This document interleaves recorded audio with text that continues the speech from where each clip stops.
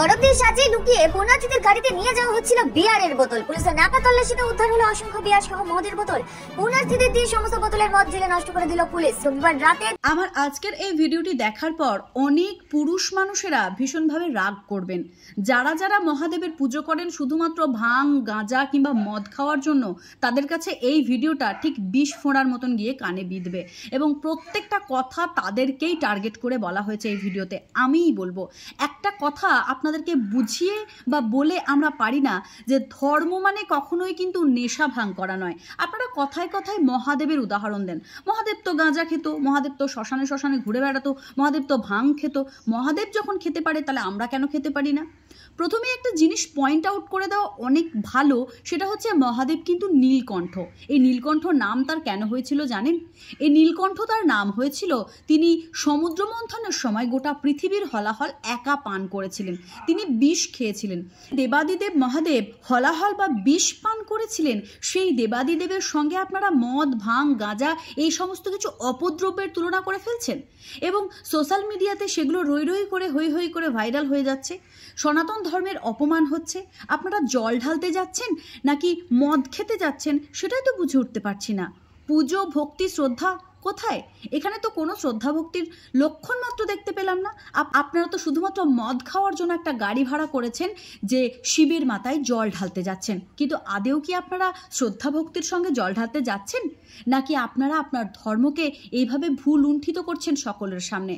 জলপেশ শিব মন্দিরে যাওয়ার সময় পুলিশ একটি মদ বোঝাই গাড়ি ধরেছে মাঝ রাস্তায়, যেখানে অনেক যুবক ছিল যারা জল ঢালতে যাচ্ছিলেন মহাদেবের মাথায়। কিন্তু তারা মহাদেবের মাথায় জল ঢালতে যাওয়ার নাম করে যে পেটি পেটি মদ নিয়ে যাচ্ছিল, সেটা কিন্তু পুলিশের চোখে পড়ে এবং সেগুলোকে তারা উদ্ধার করেন।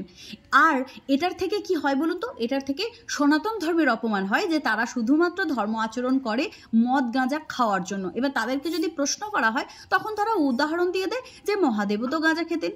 তো আমার আজকের এই ভিডিওটির উদ্দেশ্য হচ্ছে, যারা শুধুমাত্র পুজো করেন মদ, গাঁজা, ভাং খাওয়ার জন্য, তারা দয়া করে পুজোটা ছেড়ে দিন।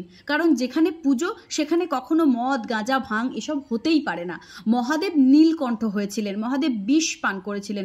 প্রয়োজনে আগে মহাদেবের মতন বিষ পান করে দেখান। না, আমি সমগ্র বিশ্বের হলাহল পান করতে বলছি না, এক চিমটে খেয়েই দেখুন কেমন লাগে। তারপর না হয় এরকম পেটি পেটি মদ কিনে শিবের মাথায় জল ঢালতে যাবেন। ধর্মের নামে আপনারা যেভাবে লুচ্চামি শুরু করেছেন, আর কিছুদিন পর তো আমাদের ধর্মটাকে আর ধর্ম বলে কেউ মানবে না। এভাবেই দিনের পর দিন হেনস্থা হতে থাকবে সোশ্যাল মিডিয়াতে, মানুষের চোখে, অন্য ধর্মের কাছে। আপনারা নিজেদের ধর্মকেই নিজেরা খিল্লি করে রেখে দিয়েছেন।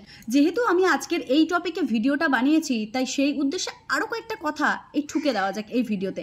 সেটা হচ্ছে, এই ভারতবর্ষের অর্থনীতি ব্যবস্থার পিছনে কিন্তু অর্ধেকেই মদ বিক্রি দায়ী। অর্থাৎ মদ যত বিক্রি হয় তত ভারতবর্ষের অর্থনীতি অবস্থা উন্নত হয়। তাই এই যে লাখো লাখো টাকার মদ ধরা পড়ছে, এর পিছনে কিন্তু অনেকটা সরকারেরও দোষ রয়েছে। কারণ তাদেরও দরকার এই মদগুলো বিক্রি হওয়া, না হলে এইভাবে মদ বিক্রি হবেই বা কেন? আজকের ভিডিওটা এখানেই শেষ করছি। যারা যারা আমার মতন মনে করেন পুজোর নাম করে এইভাবে মদ, গাঁজা খাওয়াটা অন্যায় এবং সোশ্যাল মিডিয়াতে হোক বা মানুষের চোখের সামনে হোক সনাতন ধর্মকে অপমান করাটাও অন্যায়, তারা অবশ্যই আমার এই ভিডিওটা আজকে শেয়ার করবেন।